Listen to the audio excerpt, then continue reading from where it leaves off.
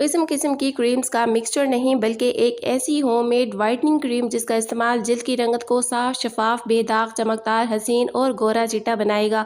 अगर आपकी जिल्द की रंगत खराब हो चुकी है, टैनिंग हो चुकी है, तो ये क्रीम ना सिर्फ जिल्द की कुदरती रंगत को बहाल करेगी बल्कि रंगत में मजीद निखार लेके आएगी। इस क्रीम का इस्तेमाल छोटी बच्चियों की रंगत निखारने के लिए भी इस्तेमाल कर सकती हैं। ये उनके लिए बिल्कुल सेफ है क्योंकि ये क्रीम बनेगी बिल्कुल कुदरती अज्जा के साथ जो बच्चों के लिए बिल्कुल सेफ है। और ये जिंक ऑक्साइड वाइटनिंग क्रीम ना सिर्फ जिल्द की स्याही को दूर करके रंगत में निखार लाएगी बल्कि जिल्द को चमकदार और हसीन भी बनाएगी। तो चलिए इस जिंक ऑक्साइड क्रीम को बनाने का तरीका देखते हैं, जिसके लिए आप सबके काफ़ी कमेंट्स थे कि जिंक ऑक्साइड क्रीम बनाना बताएं।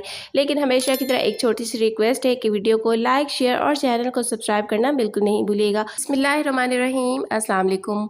तो ये जिंक ऑक्साइड क्रीम बनाने के लिए सबसे पहले आपने एलोवेरा जेल ले लेना है। फ्रेश एलोवेरा बिल्कुल नहीं लेना है बल्कि मार्केट वाला ही किसी भी ब्रांड का एलोवेरा जेल इस्तेमाल कीजिए। 1.5 से 2 चम्मच यहाँ पे मैं निकाल लूँगी।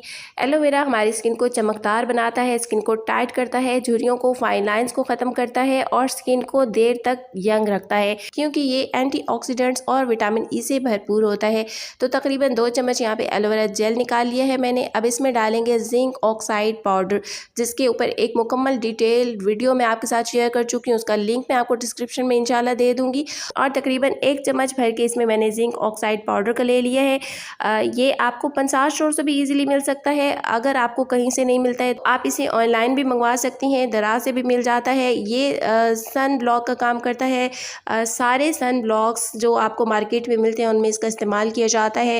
ये स्किन की रंगत भी निखारता है, स्किन को चमकदार बनाता है और एक बैरियर का काम करता है हमारी स्किन के लिए। और जिंक ऑक्साइड बच्चों के लिए भी बिल्कुल सेफ होता है। बच्चों की जो प्रोडक्ट्स होती हैं, रैशेस की जो क्रीम्स होती हैं, उनमें इसका इस्तेमाल किया जाता है क्योंकि ये रैशेस, खारिश, जलन को भी दूर करता है। तो एलोवेरा और जिंक ऑक्साइड पाउडर की बहुत अच्छी तरह से मिक्सिंग कर लेनी है। मिक्सिंग में टाइम लगेगा क्योंकि जिंक ऑक्साइड आसानी से मिक्स नहीं होता है, लेकिन आप तसल्ली से मिक्स करते रहिए जब तक कि ये अच्छे से एलोवेरा जेल के साथ मिक्स ना हो जाए। अब इसमें शामिल कर लेंगे कोकोनट ऑयल, नारियल का तेल, जो कि स्किन के लिए एक बैरियर का काम करता है। आप अगर स्किन पे कोई क्रीम, कोई डे क्रीम, कोई नाइट क्रीम यूज़ नहीं करते हैं तो सिर्फ कोकोनट ऑयल यूज़ कर लीजिए। स्किन के लिए बेहतरीन ऑयल्स में से एक है ये। तो 1 चम्मच भर के इसमें मैं कोकोनट ऑयल का डालूंगी और अच्छे से इसकी मिक्सिंग कर लेंगे। तो इन चीज़ों को अच्छी तरह से मिक्सिंग करने के बाद अब इसमें ½ टीस्पून के बराबर ग्लिसरीन भी शामिल कर लेनी है।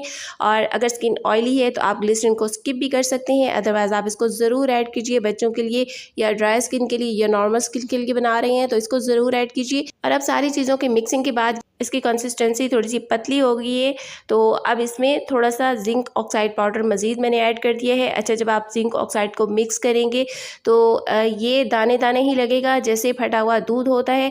तो इससे आपने परेशान नहीं होना है क्योंकि जिंक ऑक्साइड इसी तरह से ही रहता है। ये बिल्कुल एक स्मूथ टेक्सचर कभी भी नहीं बनेगा। उसके लिए क्या करना है ये आपको आगे बताती हूँ, वीडियो को पूरा देखिएगा। तो अब यहाँ पे मैंने ऐड किया है विटामिन ई ऑयल के 5 से 7 ड्रॉप्स, या फिर आप विटामिन ई के 4-5 कैप्सूल भी इसमें ऐड कर सकती हैं। अच्छी तरह से इसकी मिक्सिंग कर लेनी है।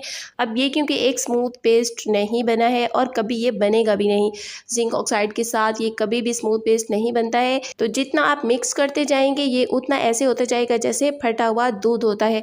तो अब इसको स्मूथ पेस्ट बनाने के लिए क्या करना है, इसके लिए यहाँ पे या तो आप इसमें ज़ैंथन गम डाल सकते हैं या फिर आप इसे कॉर्नफ्लोर के साथ गाढ़ा कर सकते हैं। तो क्योंकि ज़ैंथन गम सारे व्यूअर्स को इजीली अवेलेबल नहीं होती है तो आप सबकी आसानी के लिए मैं यहाँ पे ज़ैंथन गम की बजाय कॉर्नफ्लोर का ही इस्तेमाल कर रही हूँ। तकरीबन 2 चम्मच के बराबर पानी में ½ चम्मच कॉर्नफ्लोर डाल लीजिए। कॉर्नफ्लोर जो है आप तकरीबन 3 चम्मच के बराबर भी डाल सकते हैं, 3 छोटे चम्मच। अच्छी तरह से इसे ठंडे पानी में मिक्स करके फिर इसको गर्म पानी में रख के आपने पकाना है।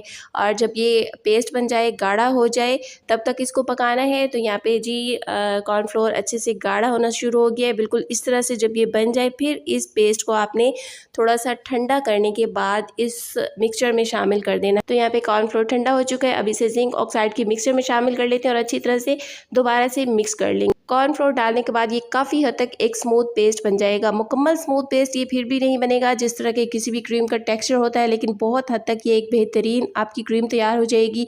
होममेड क्रीम है, आप इसके टेक्सचर को नहीं देखिए, इसके फ़वाइद को देखिए। यकीन कीजिए इतने ज़बरदस्त इसके फ़ायदे हैं।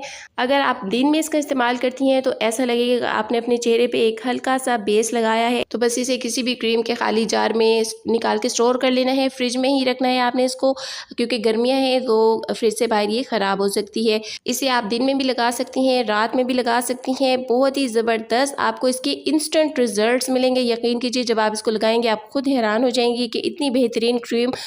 दिन में आप इसे सन ब्लॉक के तौर पे लगाना चाहें तो बिल्कुल हल्की से आपने लगानी है, क्योंकि एक वाइट सी तह बन जाती है स्किन पे। अब यहाँ पे आप देख सकती हैं ये क्रीम से आपको इसका टेक्सचर दिखाऊं तो अभी हल्की हल्की सी दानेदार है।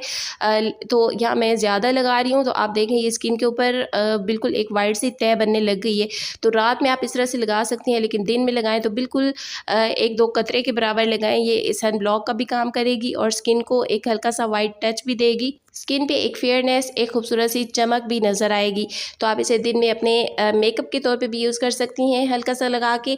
रात में आप इसे फेयरनेस क्रीम के तौर पे लगाइए। इंशाल्लाह आपको इसके अमेजिंग रिजल्ट्स मिलेंगे। एक बार इसे ट्राई ज़रूर कीजिएगा।